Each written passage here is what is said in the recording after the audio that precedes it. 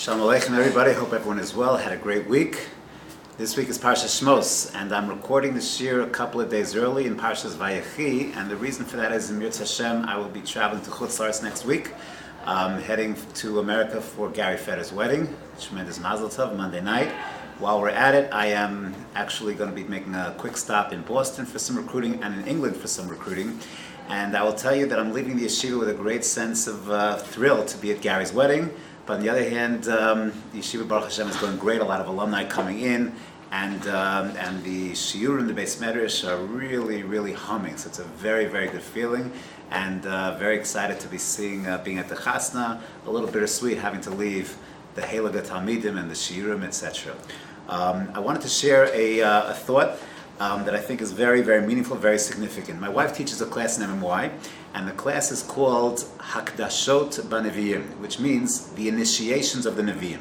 And the premise of the class is that our initial introduction to different personalities in Tanakh, the way we're introduced to them are very significant and have a lot of meaning, really share a lot of insights into who that person is, and perhaps can draw a lot of lessons therefrom. So here we have in the beginning of Shmos, Perek Beis, we have our introduction into Moshe Rabbeinu. It's a very striking set of psukim. And the Torah tells us, Vayelech ish mi beis Levi, vayikach es bas Levi, v'atar yeshav v'teled ben, v'atera oso ki tov, v'atitzpeneu shlosha yerachim. So a man from the house of Levi marries a woman from the house of Levi, they have a child, and the child is ki tov, and they hide him for 3 days. They can't hide him any longer, they put him in a teva. The child travels in the teva. The sister is watching Mei Rachok. And you read these psukim, and the one thing that certainly strikes us is there's a very striking anonymity in all of the people in this story. We know it's Yocheved, we know it's Amram, we know it's Miriam, we know it's Moshe Rabbeinu, yet everyone is nameless. We are not told of anyone's name over here. It's just Ishmi Beis Levi, Achoso, Bas Levi, Vateled Ben. Very striking. And finally, we are told that Vatireu es hayeled, Vinar boche, Bas Paro sees this teva, sees a child inside, unnamed. The sister goes ahead, and we know Miriam approaches Bas Paro. She identifies that this child is from the Jewish people, and we should find someone to nurse the child of the Jewish people. That's exactly what happens. Then we're told that Bas Paro, the daughter of Paro, Vayigdal hayeled, Vatvel Bas Paro, Vayhi lo lebein, and Bas Paro raises Moshe Rabbeinu, Vatikra shmo Moshe, Vatomer kip min hamayim mishisiu, and she's the one who names Moshe. What is the significance of this anonymity and the fact that it's Bas Paro who names Moshe Rabbeinu? So I believe the Torah is trying to highlight something very significant. Moshe, in a very real way, according to the Pshuto Shel Mikra, has a certain dual identity. He is biologically born to the Jewish people, but he's raised, his adoptive mother is Bas Paro's a Mitzriyah. He's named by Bas Paro, yet he's nursed by his birth mother Yocheved. There's a dual entity. I remember the first bit of Torah that I have in my memory is a medrash that was taught to me by my nursery ganenet. And you have that famous medrash where Moshe Rabbeinu is confronted by Paro as a child, and he's given coals and he's given gold. And Moshe reaches for the gold, he's pushed into the coals by a malach, and then he touches his mouth, and that's how he becomes a kvad peh. What's the message of that medrash? What's the deeper idea? So I don't think this is the pshat that my ganenet gave me, but I would suggest perhaps the pshat is as follows: is Moshe has a real dual identity. He's raised as a Mitzri.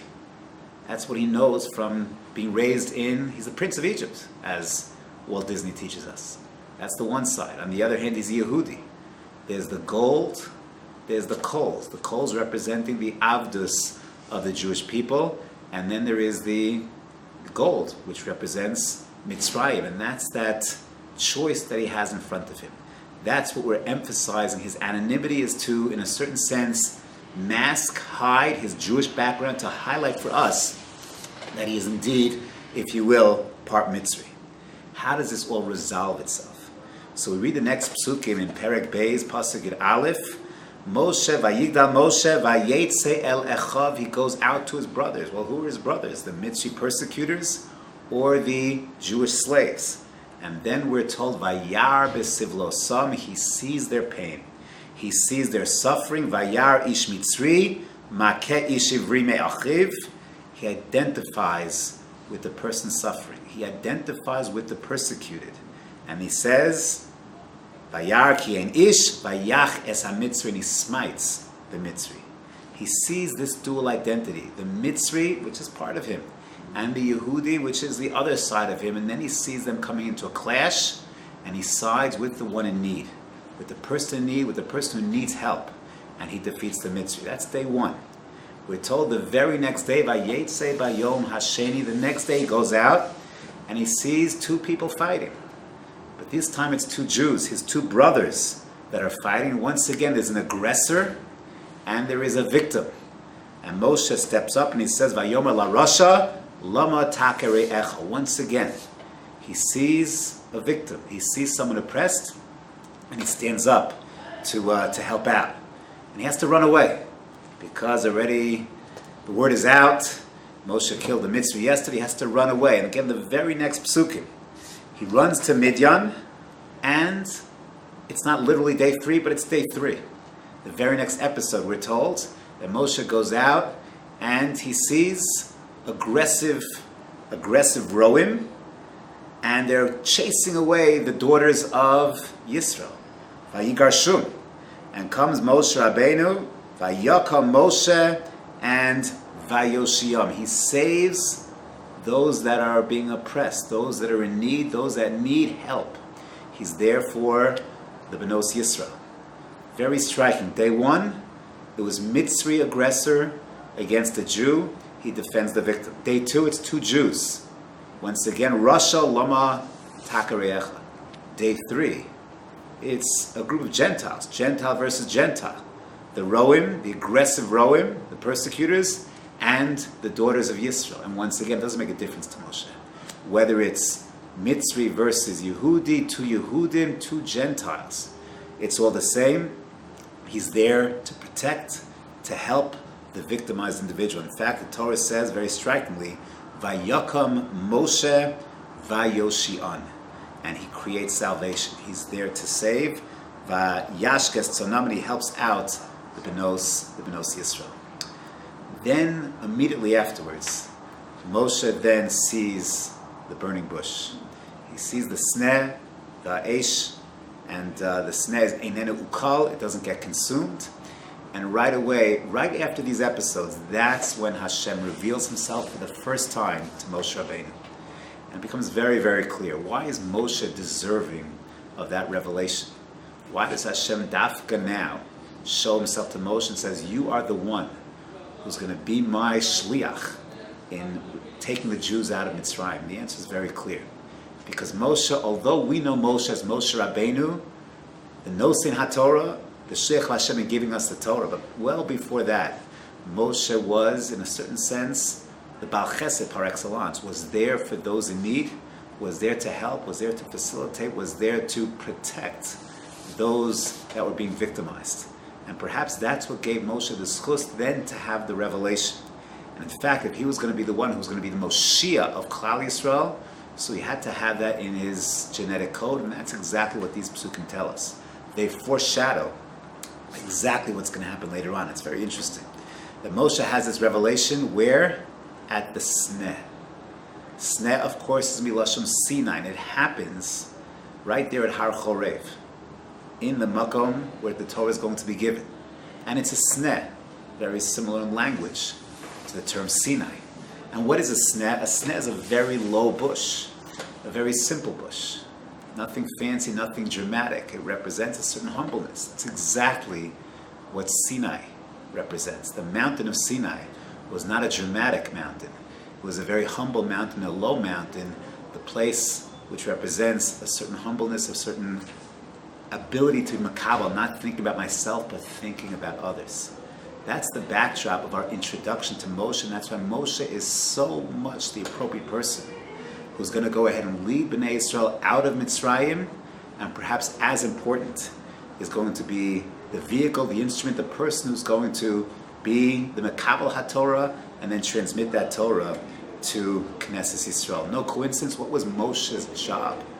Moshe's job, we're told, beginning of Parag Gimel, Moshe haya ro'eh tzon Yisro, vayinhag es hatzon achar midbar. He's going to lead the tzon into the midbar, lead the flock into the midbar. Moshe himself was drawn out of water. Bnei Yisrael, Klal Yisrael, are drawn out of Kriyas Yamsuf. Moshe is leading the tzon through the midbar. He's going to lead Bnei Yisrael through the midbar, and they're going to, as the pasuk says over here, Moshe gets to Vayavo el har Elokim Choreva. That's exactly what's going to happen to Knesset Yisrael as well. We reach Har Elokim Choreva and have our national first revelation for, exactly reflecting the revelation that Moshe Rabbeinu has here at the Sneh, in the very same place as Har Sinai. Last point I'll make. And what is the first thing Hashem tells Moshe Rabbeinu? So he tells him, Vayomer, Anochi Elokei Avicha Elokei Avraham. The first word is Anochi. When Hashem reveals himself to Moshe, the first word he says is Anochi. When Hashem reveals himself to Knesset Yisrael at Har Sinai, Aseres HaDibros, once again Anochi. So everything that happens to Moshe, certainly on an individual level, is something that's going to happen to Knesset Yisrael on a national level. And if you think about the Hakdasha of Moshe, our initiation to Moshe, it first starts with being a Makabel, being a giver, being a Bal Chesed, being there for those in need. And we know Moshe, of course, is Anav Mikol Adam, and therefore how appropriate to know his talents, but having that directed to other people and how you can help other people. And then, of course, he becomes the receptacle, the Kli, for Kabbalas HaTorah. That anava, that givingness, that ability to be a Moshiach by a sneh, a lowly bush, by Sinai, a lowly mountain. That's exactly the midah that allows us to be receivers of the Torah Hashem, and also there always to help other people. So a profoundly inspiring introduction to Moshe Rabbeinu.